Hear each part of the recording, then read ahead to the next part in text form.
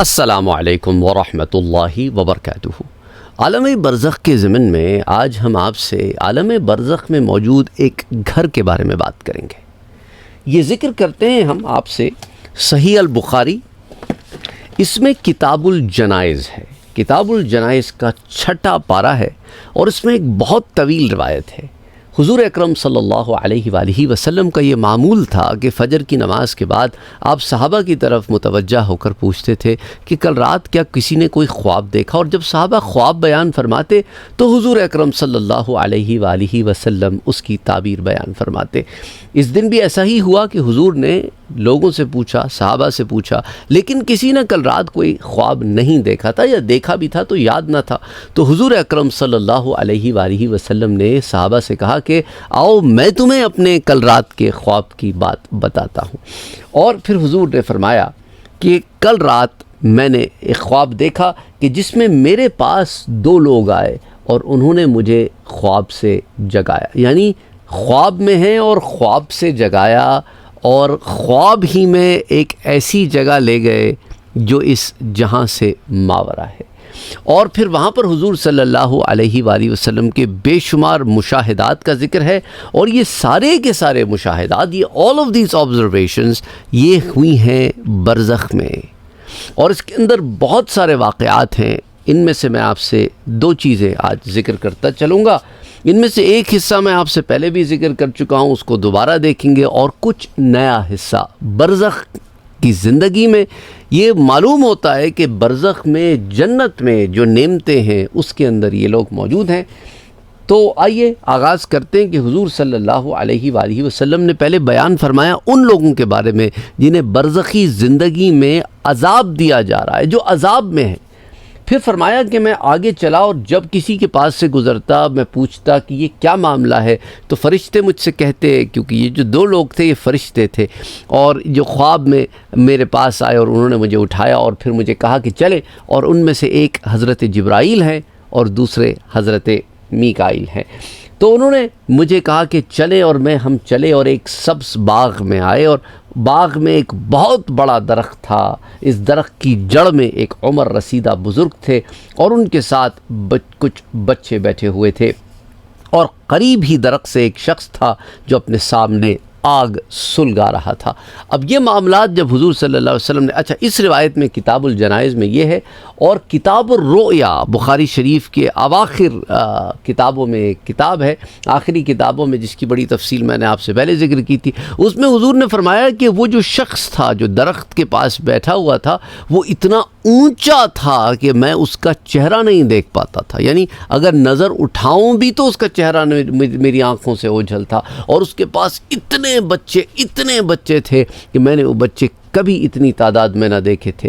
اچھا اب آ جائیں اس روایت میں جو باتیں ہیں وہ آج ذکر کرتے ہیں آپ سے۔ اس روایت میں جو اور تفصیلات ہیں وہ انشاءاللہ پھر کبھی ذکر کریں گے۔ تو حضور نے کیا فرمایا کہ وہاں پر ایک شخص ہے، اس کے ساتھ بچے ہیں، اور ساتھ ہی ایک اور شخص ہے جو کھڑا ہوا اور اپنے سامنے آگ سلگا رہا تھا۔ اب دونوں میرے ساتھی مجھے لے کر درخت پر چڑھے، اس طرح وہ مجھے اپنے گھر لے گئے۔ اس سے زیادہ حسین اور خوبصورت اور بابرکت گھر میں نے کبھی نہیں دیکھا۔ اب یہ جو تفصیلات ہیں کہ وہ کتنا حسین ہے، کتنا خوبصورت ہے، اور اس میں کیا برکتوں کا نزول ہے، اس کی تفصیلات حضور نے نہیں بیان فرمائی، کہ ہو سکتا ہے کہ یہ وہ باتیں ہوں کہ جس کا تعلق یہ ہے کہ اگر بیان فرما بھی دیتے تو ہم سمجھ نہیں پاتے، کیونکہ ہم جنت کو سمجھنے کی عقل ہی نہیں رکھتے۔ تو بس یہ سمجھیں کہ وہ حسین ہے، وہ جمیل ہے، وہ بابرکت ہے، وہاں اللہ کی رحمتیں نازل ہوتی ہیں۔ برکتیں کیا؟ اللہ کی رحمتیں نازل ہوتی ہیں، اور اس کا حسن و جمال ایسا ہے کہ دنیا میں ایسا حسن و جمال موجود نہیں ہے۔ اور اس کے مقیم ہیں کچھ لوگ، کیونکہ گھر ہے، گھر بنایا ہی ان کے لیے جاتا ہے کہ اس میں کوئی رہنے والا ہو۔ تو حضور نے فرمایا کہ اس گھر میں بوڑھے بھی ہیں، جوان بھی ہیں، عورتیں بھی ہیں، اور بچے بھی ہیں۔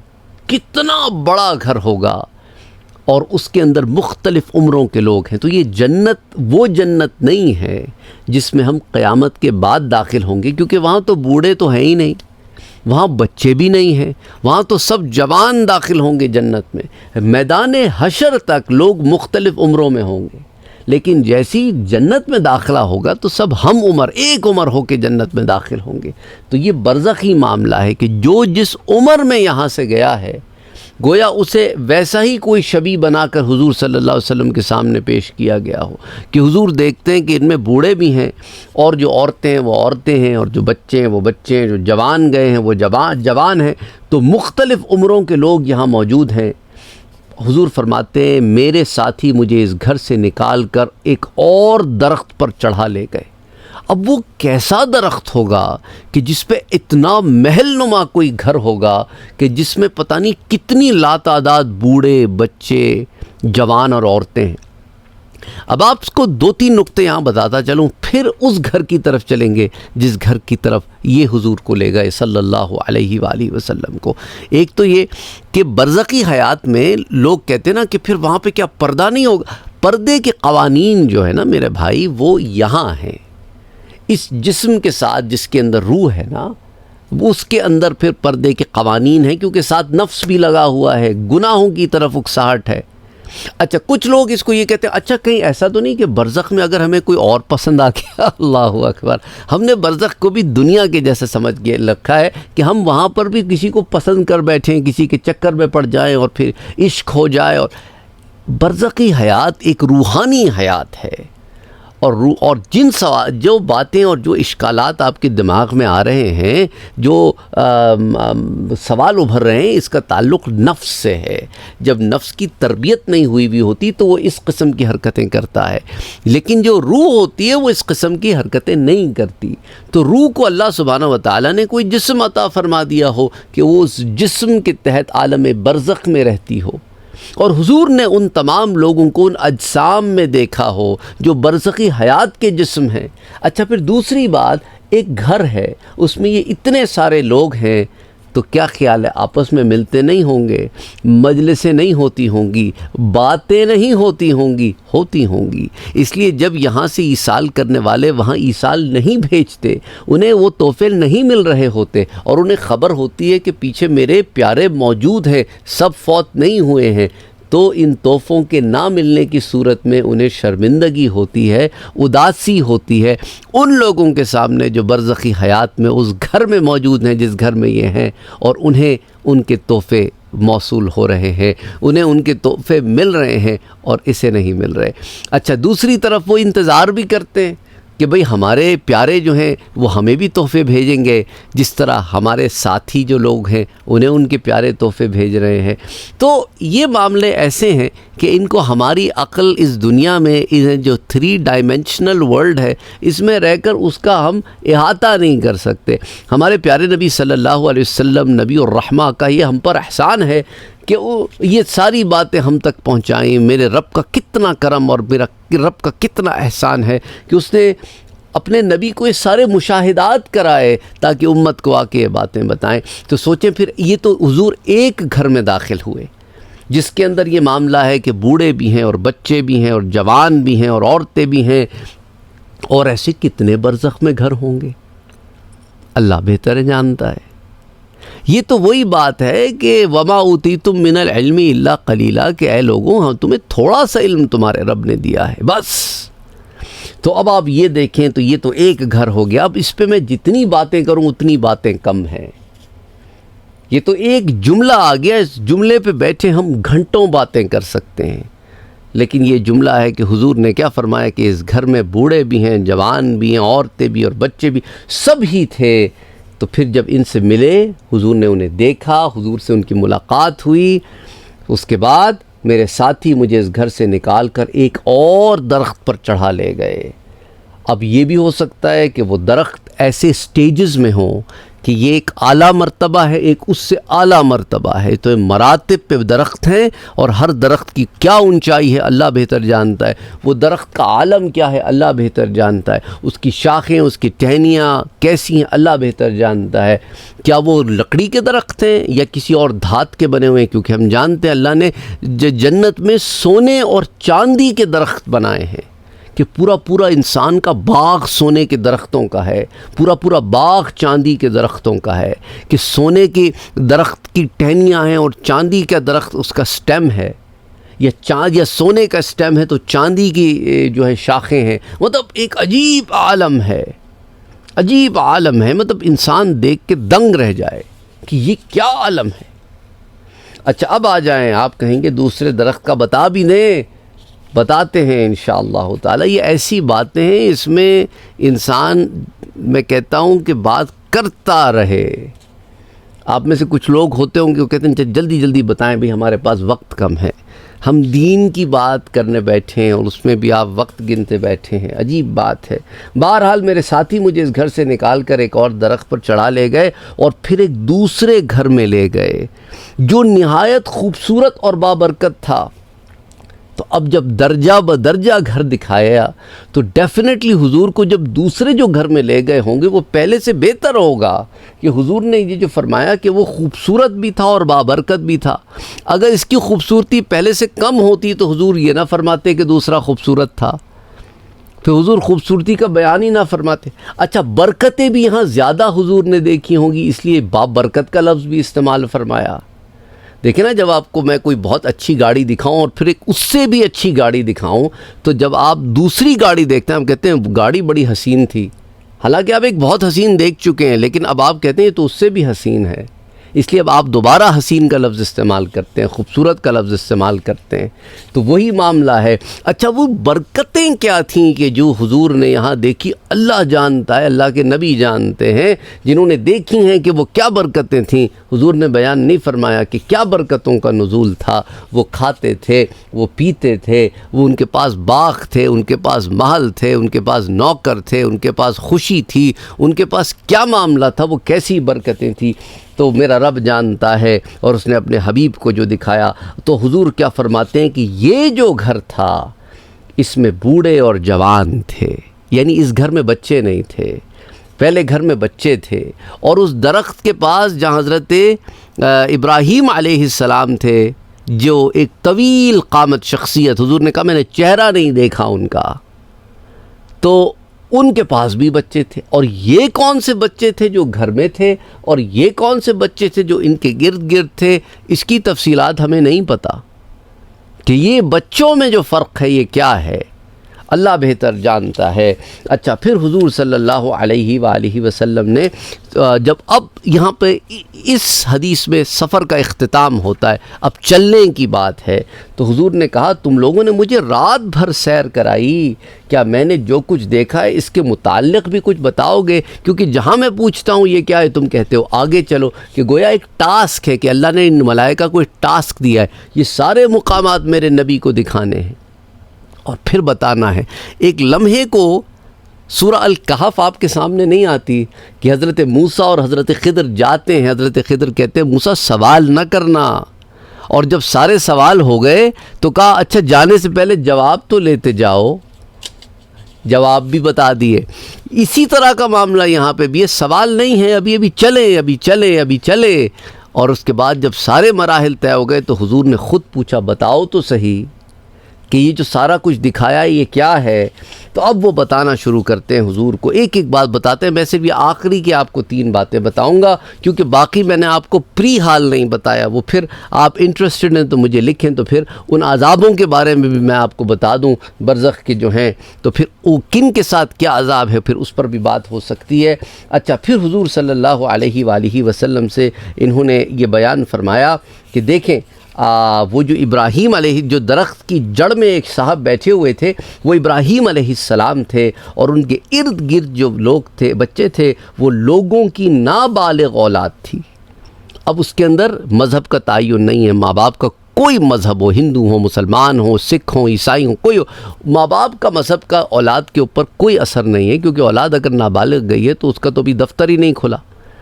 کیونکہ حدیث مبارکہ میں کیا آتا ہے کہ جو بچے کا دفتر نہیں کھلتا، اس کے نامہ اعمال نہیں لکھے جاتے، کیونکہ جب تک وہ پیوبرٹی کو بالغ نہ ہو جائے. تو یہ نابالغ بچے ہیں. اچھا پھر فرمایا، اچھا اب آپ کہیں گے کہ حضرت ابراہیم علیہ السلام کو تو حضور پہلے دیکھ چکے تھے معراج میں، تو کیوں نہ پہچانا؟ کیونکہ حضور نے اس کی وضاحت فرما دی تھی ایک اور روایت میں جو کتاب الرؤیا میں، کہ وہ شخص اتنے طویل قامت تھے کہ ان کا چہرہ مجھے نظر نہ آتا تھا. اور جب چہرہ نظر نہیں آتا تو حضور کیسے پہچانتے کہ حضرت ابراہیم ہیں؟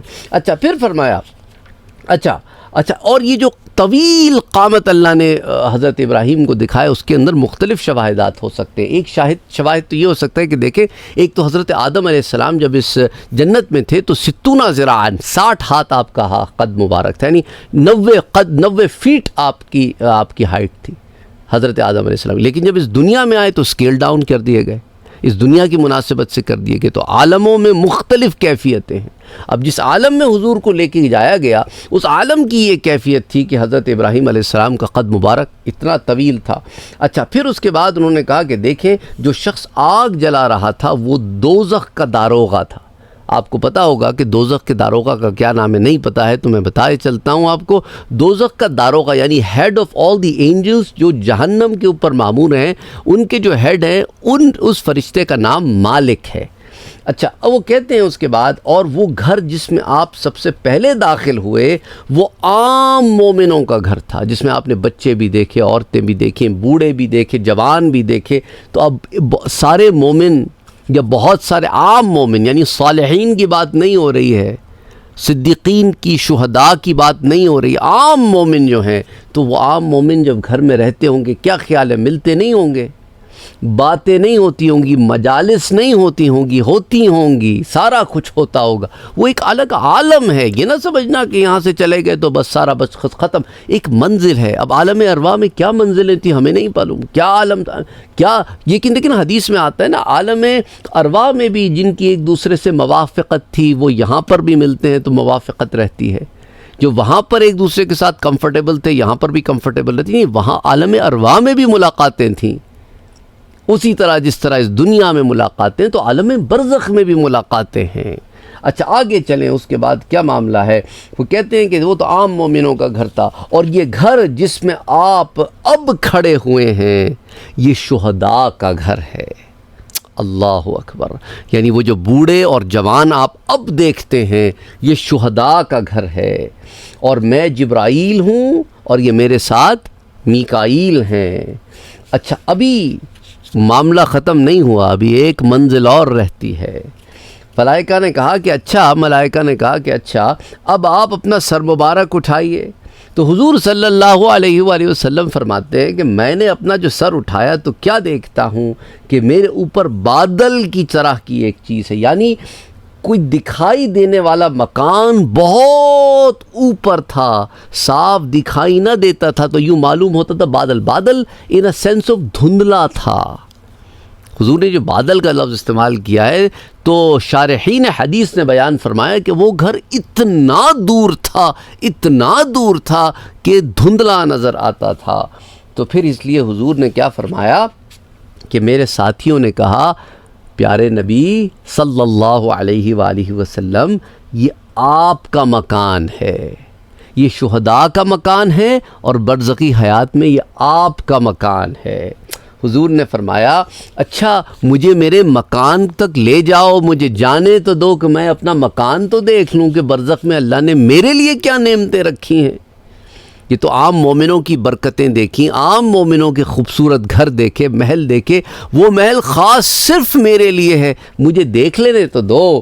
تو اب فرشتے کہتے ہیں ابھی آپ کی عمر مبارک باقی ہے، ابھی آپ کو واپس جانا ہے۔ جب آپ کی عمر مبارک دنیا کی حیات میں ظاہری حیات پوری ہو جائے گی، اور جب آپ کی روح لے کے ہم آئیں گے تو پھر انشاءاللہ تعالی آپ کو اس مکان میں داخل فرمائیں گے۔ اب دیکھیں حضور کا مسکن مبارک برزخ میں جس مکان میں ہے، اس کی کیفیت، اس خوبصورتی اور برکتیں ہم نہیں جانتے۔ حضور وہاں اپنے مکان میں ہیں، اور یہاں حضور صلی اللہ علیہ وسلم قبر مبارک میں ہر سلام کرنے والے کا جواب بھی دیتے ہیں۔ حضور متوجہ ہوتے ہیں اپنے قبر مبارک کی طرف جہاں حضور کا جسد مبارک رکھا ہوا ہے، جسم مبارک رکھا ہوا ہے۔ اللہ اکبر، یہ وہ باتیں ہم بیان کر سکتے ہیں، لیکن لوگ کہتے ہیں عقل میں نہیں آتی، آئیں گی کیسے جب ہم سوچتے ہی ایکس وائی زی میں ہیں۔ جب ایکس وائی زی میں سوچنے والوں کو ایکس وائی زی کے باہر کا عالم نہیں سمجھ میں آتا۔ ہم بھی یہ کہتے ہیں، ہم ایمان لاتے ہیں اس پر، ہماری عقل میں آئے یا نہ آئے، ہماری تو عقلیں ویسی ناقص ہیں۔ انشاءاللہ تعالی وہ جو دوسری روایت میں برزخ کے معاملات آتے ہیں نا، جو برزخی جنت کے، وہ پھر اگلی دفعہ آپ سے بات کریں گے۔ وما علینا الا البلاغ۔